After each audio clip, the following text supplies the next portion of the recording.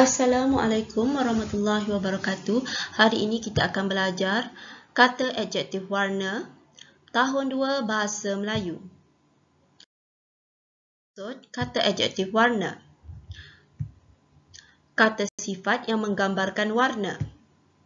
Menjelaskan tentang warna sesuatu benda, manusia, haiwan ataupun tumbuhan. Mari kita lihat contoh warna.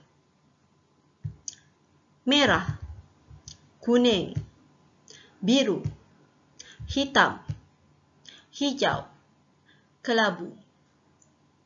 Murid-murid sila salin dalam buku nota. Kemudian pastikan anda membuat latihan kata adjektif warna